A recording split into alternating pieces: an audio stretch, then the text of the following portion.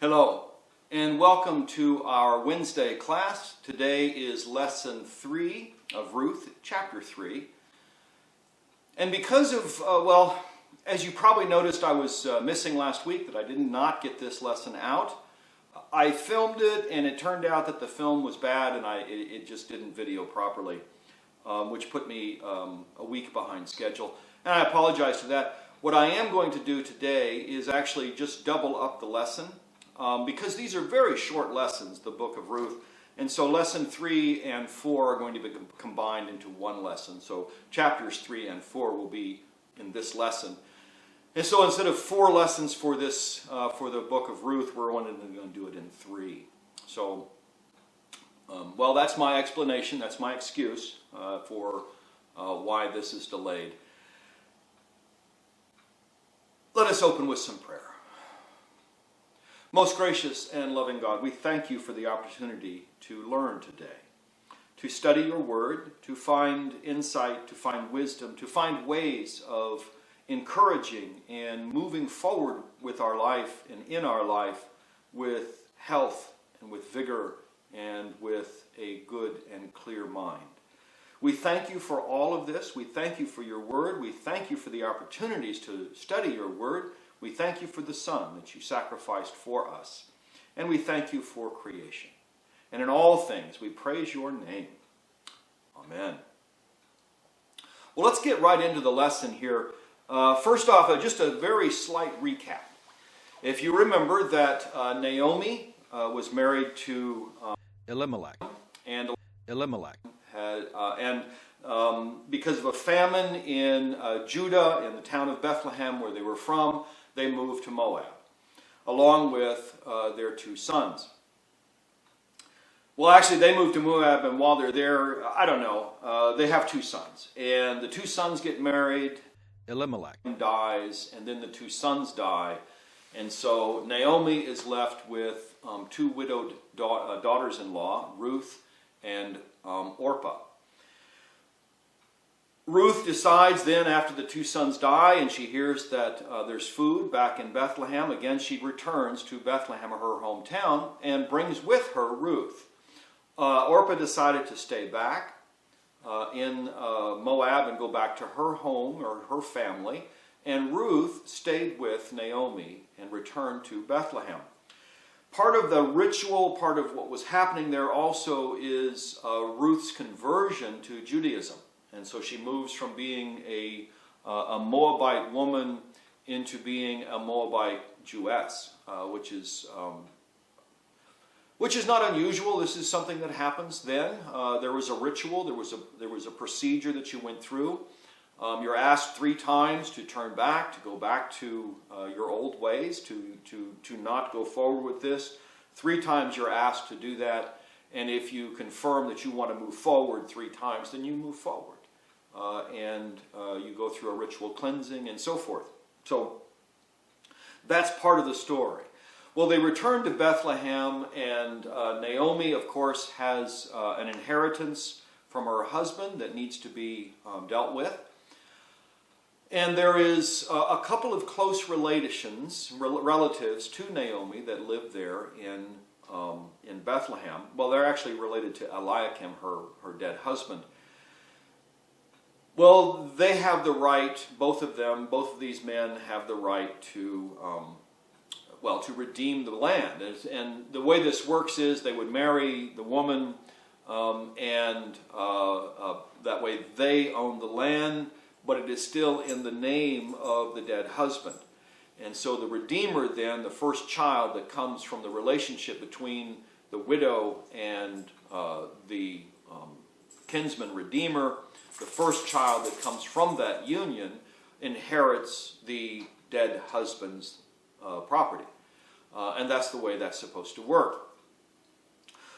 Well, Naomi is first off sends her daughter-in-law Ruth out to the fields where she starts gleaning the wheat fields. And she happens to, coincidentally, and again the word is used tongue-in-cheek because God is in the move in the background throughout this whole story. But she happens to end up at Boaz's field where she's gleaning the field. Boaz sees her and inquires about her, is interested in her, and makes sure that she is well supplied so that when she goes home that evening, she has enough food for both her and Naomi. And Boaz recognizes that she is a faithful person to Naomi, and he holds her up for that, and he lifts her up for that. So that's where the story ended last week, is that Ruth returned back home to Naomi with a whole bunch of grain and stuff for them to eat, along with a meal. And a little time has elapsed now. And as the story picks up with chapter 3, beginning with verse 1. Naomi, her mother-in-law, said to her, "My daughter, I need to seek some security for you, so that it may be well with you. Now here is our kinsman Boaz, with whose young women you have been working. See, he is winnowing barley tonight at the threshing floor. Now wash and anoint yourself and put on your best clothes and go down to the threshing floor. But do not make yourself known to the man until he has finished eating and drinking. When he lies down, observe the place where he lies. Then go and uncover his feet and lie down, and he will tell you what to do." She said to her, "All that you tell me, I will do." So Naomi now, as the story picks up today in chapter 3, Naomi is concerned about the welfare and security of Ruth. It's interesting is she's not worried about her own security or her own welfare. She's worried about her daughter-in-law's welfare. And she says, "I need to seek some security with you. So that your life will go well, that all things would go well with you." There is in the town Boaz. He is our kinsman, and he is working in the field, or he owns the fields where you have been working. That noise in the background was one of the cats just fell off the cat tree. They were both sleeping up there, and one of them pushed the other one in their sleep, and one of them just fell off. It was hilarious from my side here. So anyway, Boaz owns the field where she has been working, and so Naomi is encouraging her now. She knows that that evening, as they finish reaping that evening, that they would go to the threshing floor, where there's always a meal. And they work, they thresh the grain out, and they have a meal. They actually have a little bit of a festival. This may be even actually the end of the barley season, and they're doing that final threshing. And in that final threshing, they would have a feast, a big meal, which is what Naomi describes to her, is that go to the threshing floor, put on your best clothes, put on some makeup, put on your best clothes, put on your earrings, put on all those things that make yourself, pretty yourself up for this guy, and then go to the threshing floor where he is going to be eating and drinking. Go down there and observe. Don't be seen, but observe. Observe where he goes to lie down after he has eaten and drank. Now, realizing here, Naomi knows that Boaz will be eating and drinking, and the festival part of all this is the drinking. And so that he will have a little bit of extra to drink, which means that he'll be slightly intoxicated as he goes to bed. And Naomi is playing into that idea, or into that probable knowledge that he will not drink himself to sleep, but at least have a little bit more than he would normally have, and would be a little bit on the tipsy side. So he would be less likely to cause a problem as Ruth moves forward with Naomi's plan. She tells her that once he has settled, and you noticed where he settled, and when everybody else has gone to sleep, what I want you to do is go and uncover his feet and lie down at his feet. Then he will tell you what to do next. So Naomi's given her part of the plan, and she's to go there, and she's to uncover his feet and lie down at his feet, and then from that point forward, Boaz will take charge of what Ruth is supposed to do. We need to recognize here that the uncovering of the feet and lying down at the feet is a very erotic story. This makes this story very erotic. The idea is that uncovering the feet is it is akin to uncovering his genitals, uncovering his manhood. And the idea here is that once she has done that, and she lies down at his feet, she is proposing marriage to him. She's proposing that she'd be willing to marry this fellow. This does not mean that intercourse has happened, that there's been some yada going on here, some knowing going on here. But there is a sense of this is a motion on Ruth's part to get Boaz to consent to marriage. And so that's kind of the idea here. So, picking up now with verse 6. So she went down to the threshing floor and did just as her mother-in-law had instructed her. When Boaz had eaten and drunk, and he was in a contented mood, he went to lie down at the end of the heap of grain. Then she came stealthily and uncovered his feet and lay down. At midnight, the man was startled and turned over, and there, lying at his feet, was a woman. He said, "Who are you?" And she answered, "I am Ruth, your servant. Spread your cloak over your servant, for you are next of kin." He said, "May you be blessed by the Lord, my daughter. This last instance of your loyalty is better than the first. You have not gone after young men, whether poor or rich. And now, my daughter, do not be afraid. I will do for you all that you ask, for all the assembly of my people know that you are a worthy woman. But now, though it is true that I am a near kinsman, there is another kinsman more closely related than I. Remain this night, and in the morning, if he will act as next of kin for you, good, let him do it. If he is not willing to act as next of kin for you, then as the Lord lives, I will act as next of kin for you.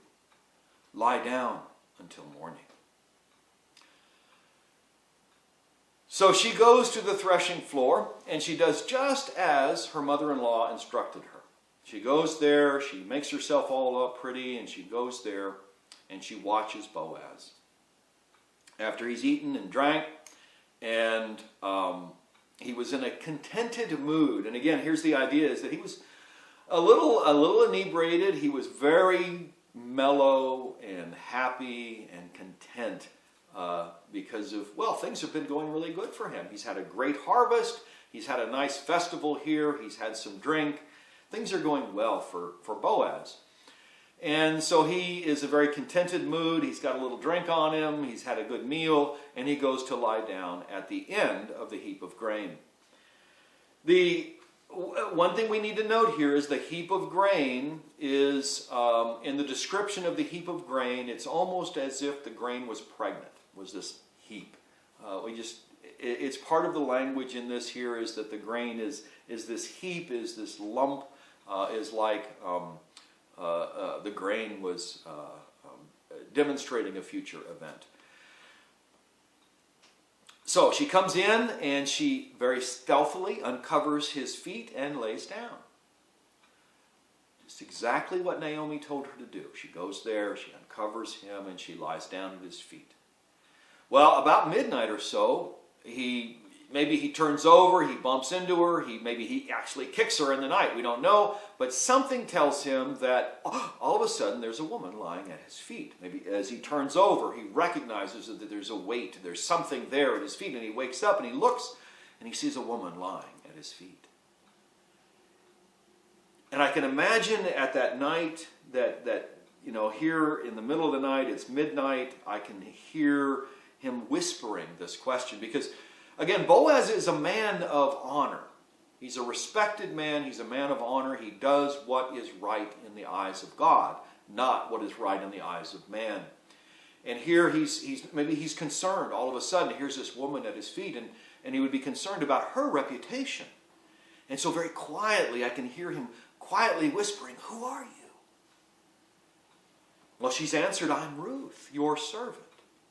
Spread your cloak over your servant, for you are next of kin." What she does again here is him or her actually introducing the idea of marriage. Spread your cloak over me. And again, here's And so the idea here is that you become my protector. You're my next of kin. Spread your cloak over me, and you become my protector.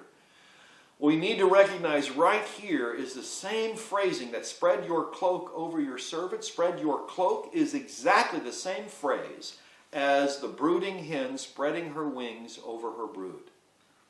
The same language is used here. And so the spreading your cloak and spreading your wing are both the covering protection. And so this passage and the previous passage in chapter 2 are connected. And we are supposed to see this connection here is that Boaz is acting as God in the world in this story. He is the one, the protector. God in the background is the protector of all, and Boaz is her protector, her redeeming person. And she acknowledges this, that you are the next of kin. Well, his response is, may you be blessed by the Lord, my daughter. We need to recognize, too, is that Boaz is much older than Ruth. Ruth is a younger woman, and Boaz is an older man. Boaz may actually be more in line with a marriage to Naomi than he would be in a marriage to Ruth, age-wise. He may be even closer to Naomi's age than he is to Ruth's age. That's why he calls her my daughter, is because she's so much younger than him. But he goes on to explain that this instance of your loyalty to Naomi is better even than your first act of loyalty, which was following her here. At the same time, she's also showing that loyalty because she hasn't gone after some other young man. Remember, she's a widow. She can remarry, and she can remarry anybody. There is no restrictions on who she can remarry, because she's a widow. Now, if she was divorced, that'd be a different story, but she's a widow. She can remarry. And what Boaz is complimenting her is that you haven't gone after young men. Instead, you have gone after me. You haven't gone after a young man, whether he's rich or poor. Instead, you have aligned yourself with me. And so, my daughter, don't be afraid. I will do everything that you've asked of me. I will look into this. However, you need to know, I will look into this mostly because you're a worthy woman. But you need to know that, yes, I am a near kinsman, but I am not the closest. There is another man who is more closely related to Eliakim than I am. And so, here is where it really gets interesting, is he tells her to remain the night, and in the morning, if he will act as next of kin for you good, let him do it.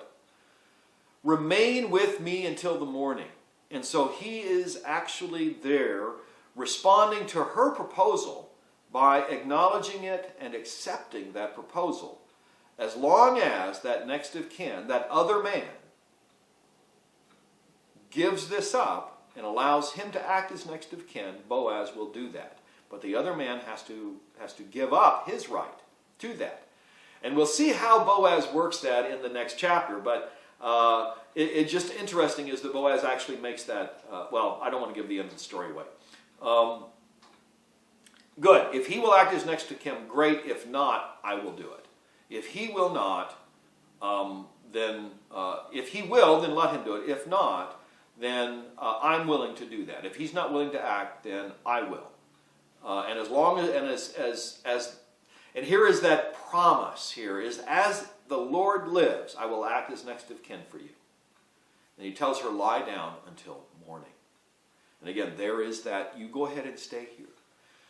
Now, this may have been where, this is where the proposal and the acceptance of that proposal with the caveat, as long as the next of kin gives into this. So, moving on and picking up with verse 14. So she lay at his feet until morning, but got up before one person could recognize another. For he said, it must not be known that the woman came to the threshing floor. Then he said, bring the cloak you are wearing and hold it out. So she held it, and he measured out 6 measures of barley and put it on her back. Then he went into the city. She came to her mother-in-law, who said, "How did things go with you, my daughter?" Then she told her all that the man had done for her, saying, "He gave me these 6 measures of barley, for he said, 'Do not go back to your mother-in-law empty-handed.'" She replied, "Wait, my daughter, until you learn how the matter turns out, for the man will not rest, but will settle the matter today." So Ruth stays at his feet until morning, but got up just before dawn. This was in the very crack of the early morning here, and this is before you could look at another person and tell who they were. That's what it has. Before one person could recognize another, they both get up. And he tells her, "It must not be known that you were here, that a woman came to the threshing floor." It's not that women weren't allowed to come to the threshing floor. Women did a lot of the threshing themselves. This wasn't man's work. The threshing floor was also women's work. And so this was one of those places where both sexes, both genders actually worked together. But she must not be known to have stayed the night. And that's the difference. On the threshing floor that night, the men would stay there after having their festival. They would stay and sleep there on the threshing floor, and the next morning wake up with their maybe minor hangovers or whatever and continue the work. But the women would go back to their home. They would go back to the village or go back to their homes. And so Boaz wants to make sure that Ruth's reputation isn't compromised by her spending the night there on the threshing floor with all these men. Well, before she leaves, he has her bring her cloak over that she was wearing. And so she holds it out, and he fills it with 6 measures of barley, which she puts over her back, or he puts it on her back. Again, this would have been a lot of weight, and actually, in reality, this would have been more weight than this woman could possibly have carried. But we have the story, and the idea here is, and again, the 6 measures of barley. There is a lot of the Jewish theologians, a lot of the rabbis, what they're teaching here is, or what the idea is, that the 6 measures of barley represent it's not quite complete, that the 7th measure would be the child that comes. That each one of these represent, that there's a lot of theology that is, or thought of theology that is mixed in with this about the 6 measures of barley. And again, there's a lot of speculation about that, but we're not really sure. And I don't want to go too far down that rabbit hole. But he puts this on her back, and he goes into the city. Again, he says, before too long, we will.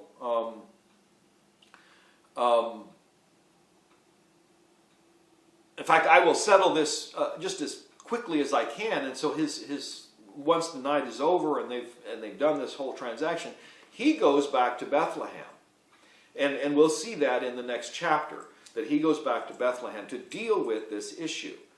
And she goes back to Naomi's house with the 6 measures of barley.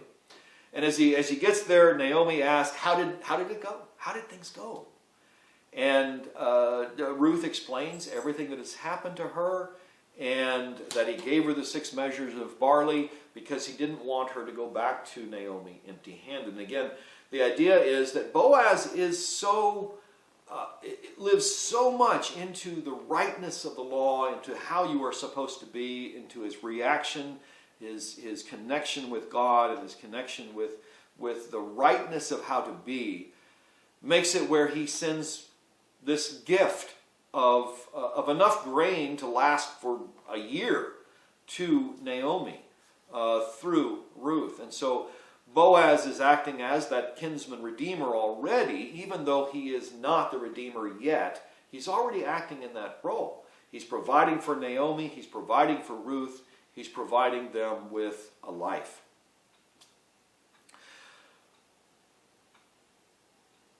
Naomi tells her, well, wait then. I know this fellow. And he is not going to let this thing rest until it's settled. In fact, he will probably settle it today. Well, that's the end of chapter 3.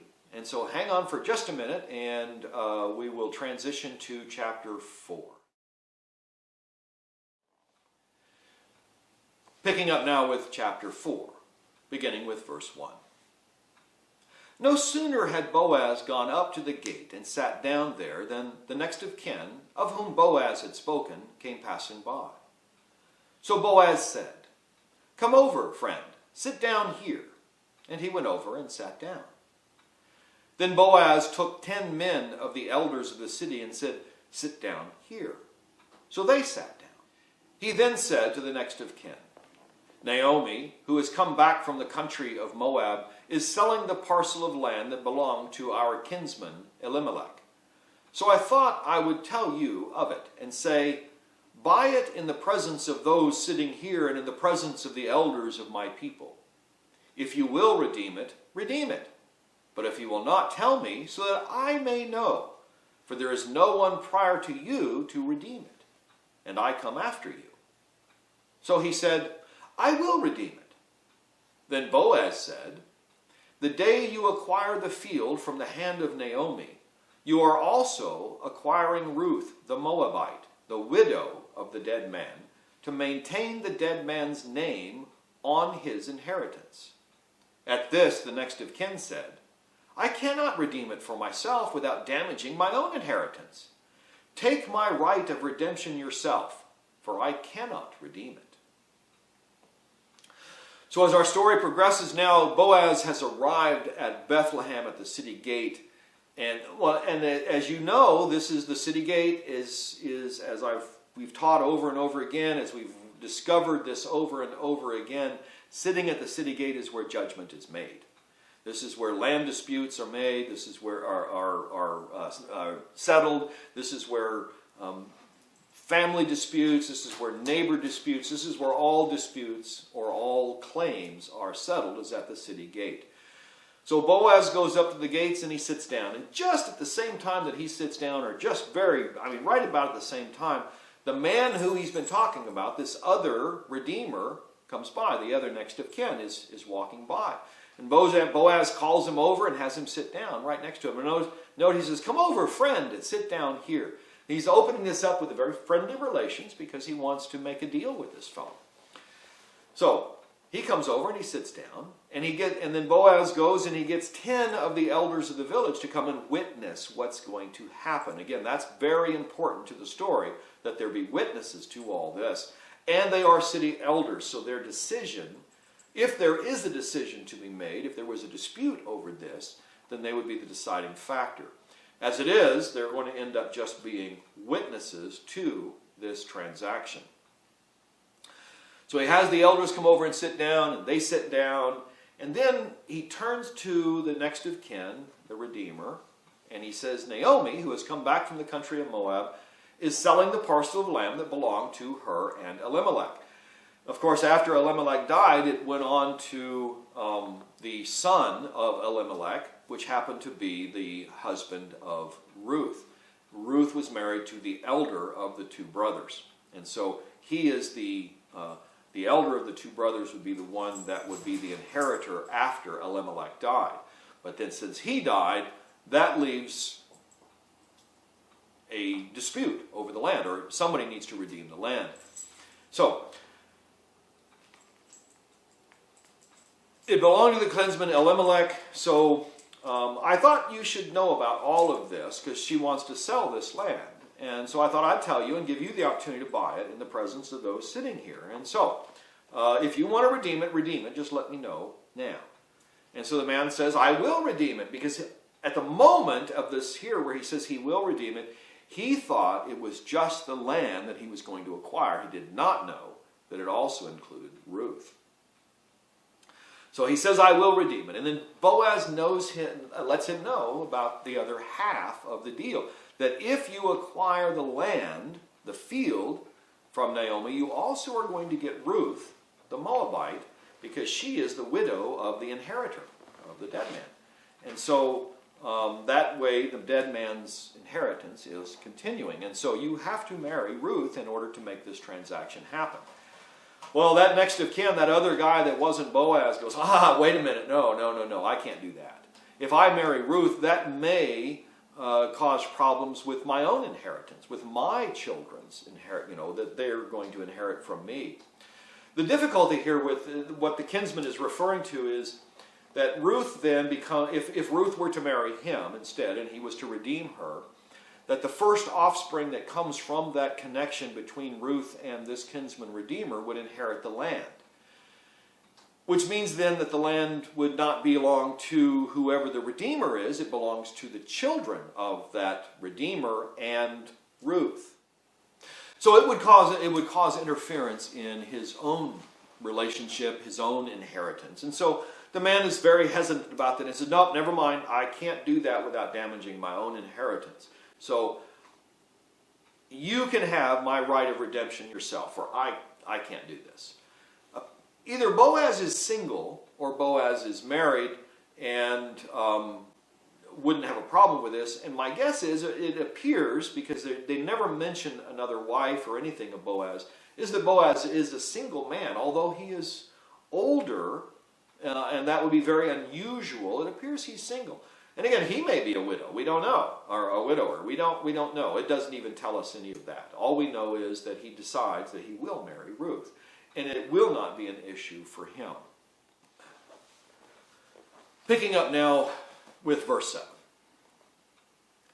Now this was the custom in former times in Israel concerning redeeming and exchanging. To confirm a transaction, the one took off a sandal and gave it to the other. This was the manner of attesting in Israel. So when the next of kin said to Boaz, acquire it for yourself, he took off his sandal. Then Boaz said to the elders and all the people, today you are witnesses that I have acquired from the hand of Naomi all that belonged to Elimelech and all that belonged to Chilion and Mahlon. I have also acquired Ruth the Moabite, the wife of Mahlon, to be my wife, to maintain the dead man's name on his inheritance, in order that the name of the dead man may not be cut off from his kindred and from the gate of his native place. Today you are witnesses. Then all the people who were at the gate, along with the elders, said, we are witnesses. May the Lord make the woman who is coming into your house like Rachel and Leah, who together built upon the house of Israel. May you produce children in Ephrathah, and bestow a name in Bethlehem. And through the children that the Lord will give you by this young woman, may your house be like the house of Perez, whom Tamar bore to Judah.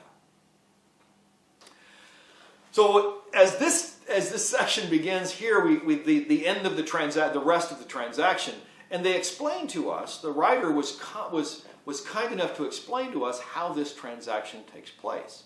That during this time, whenever there was a redeeming of land or an exchange of property, it was confirmed by the one who is giving up the land would take off his sandal and hand it to the one who is purchasing the property.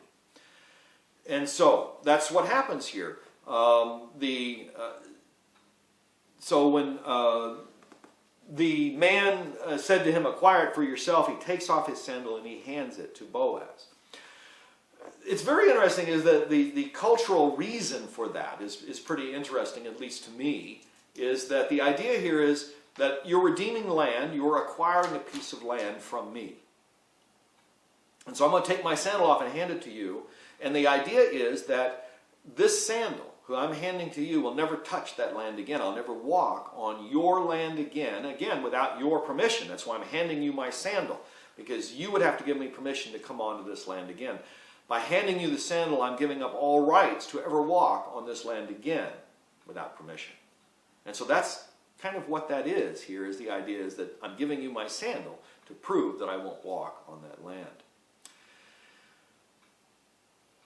So Boaz then he looks to all the people there, all the elders that are there, says, you all are a witness that I have acquired this land from the hand of Naomi, and that it belonged to Elimelech, and then also then it was inherited into Chilion and then to Mahlon, and that once Chilion died and then Mahlon died, that then the land becomes redeemable by the next of kin. And since that's the way it is, then today you are all witnesses that I am accepting that responsibility of Ruth and the land, and Ruth and Naomi and all of that. I am accepting all of that. All the people of the gate then says, we are witnesses to this, and may the Lord who is coming into, and may the Lord make the woman who's coming into your house like Rachel and Leah. So, again, Rachel and Leah are the wives of Jacob, who was the founding father of Israel, because he becomes Israel, and all of his children are the inheritors. And Rachel and Leah are the mothers of all of the inheritors. And so that's kind of what he's driving at here, is that may your house be like Rachel and Leah, that they will produce offspring that will bring a great name to us. It'll produce children in Ephrathah and bestow a great name on Bethlehem. And so, and through the children that you produce through this young woman, may your house also be like Perez, whom Tamar bore to Judah. And again, Perez becomes a symbol of the rightness of doing things. He's also an ancestor of David, if you were to follow the line, which we will at the end of this chapter. We actually get the family line starting back with Perez. And so that's why it's mentioned here. The Tamar-Judah story can be found in Genesis, toward the end of the book of Genesis. And if you remember the story, and I will very, very briefly kind of describe the story to you. Tamar was Judah's daughter-in-law. She had married his eldest son. The eldest son died, and Tamar went to the next son. Well, the next son didn't want her, because again, like the kinsman redeemer in this story that wasn't Boaz, the idea is that brother thought that this would damage his inheritance, and so he didn't want to have any issue with her, any children with her. And it goes through all of them, Obed, and all the way down to the last of his sons. The last of his sons was very young, and Judah promised that she would be to him, that youngest son, when he grew up. Well, he grew up, and Judah forgot, or didn't live into that bargain again.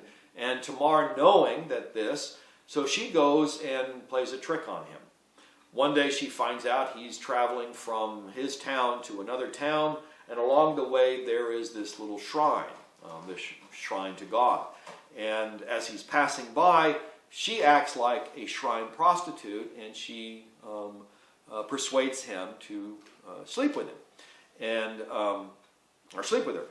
And in the morning, they finish their deed, and he doesn't have the price that she's demanded.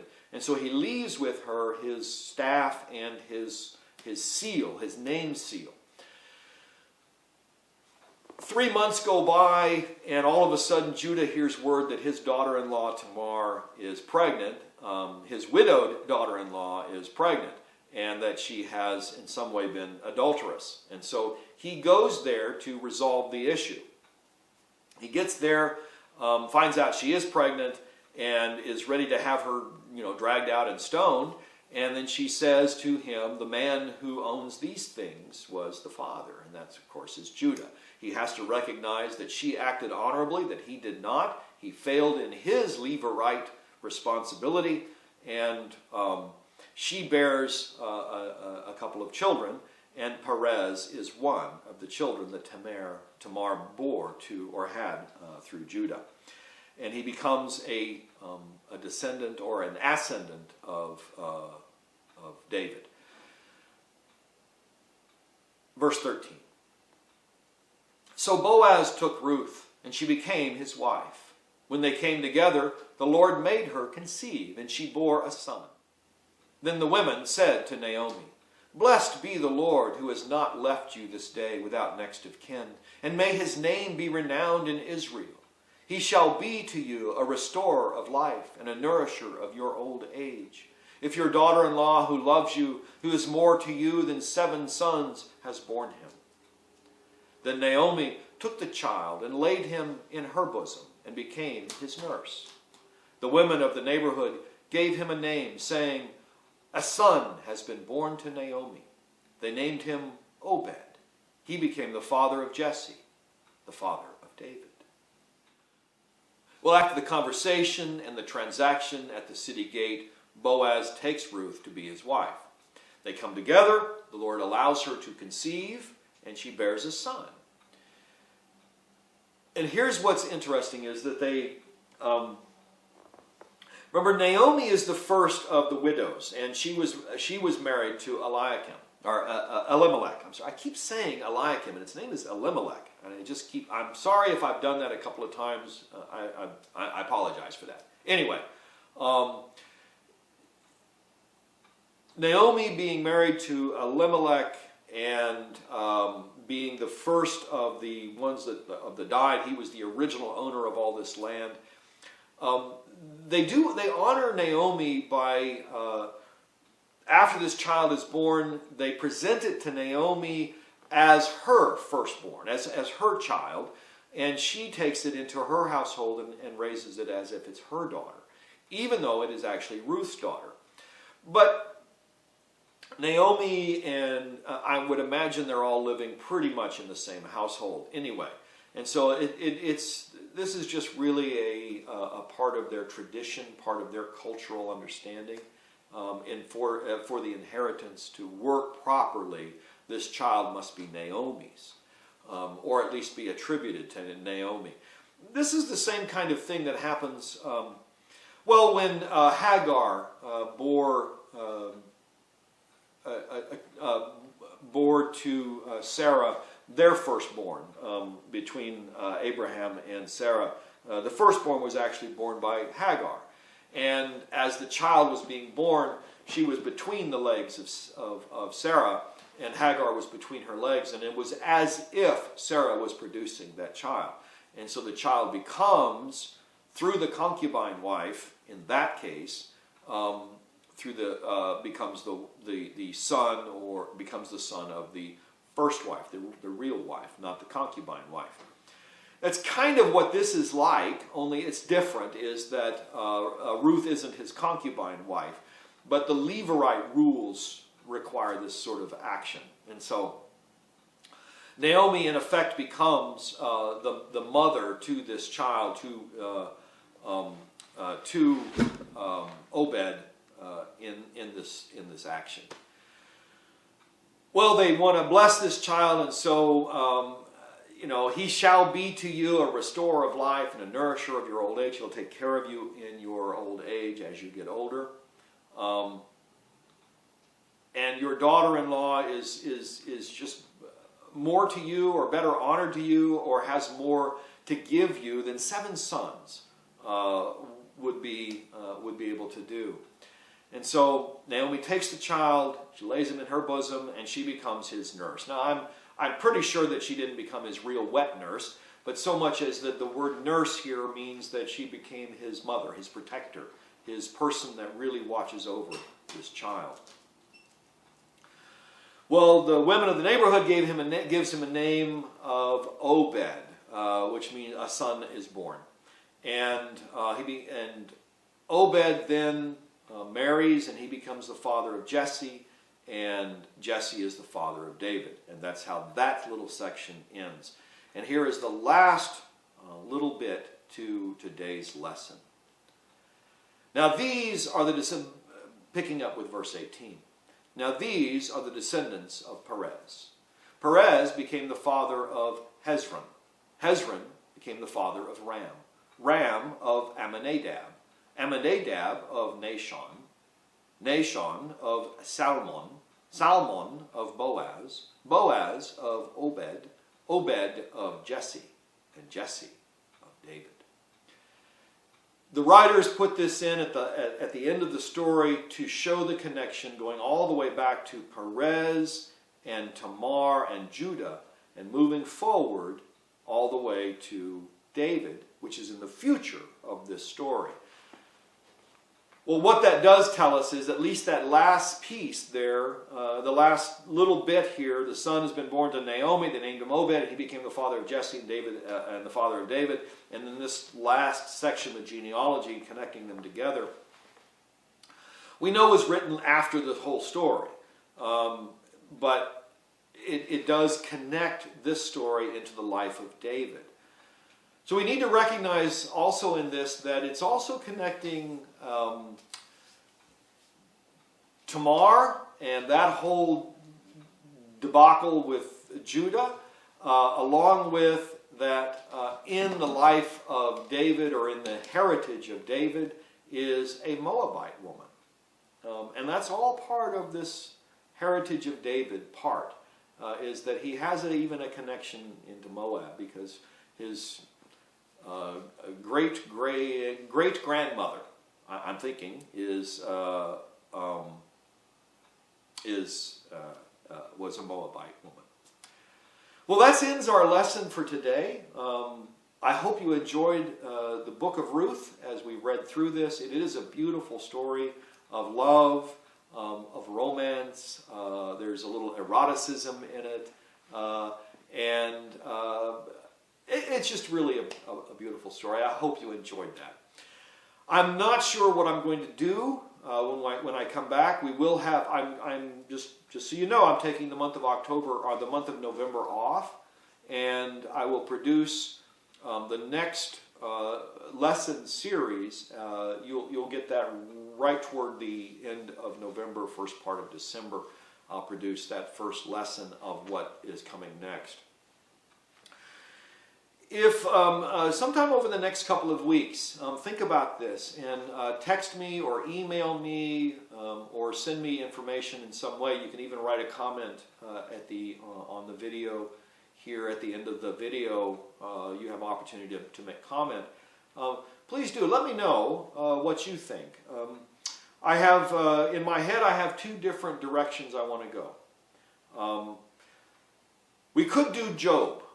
Job is a very interesting story. It's a very long story. It's very convoluted. It has a lot of depth in it.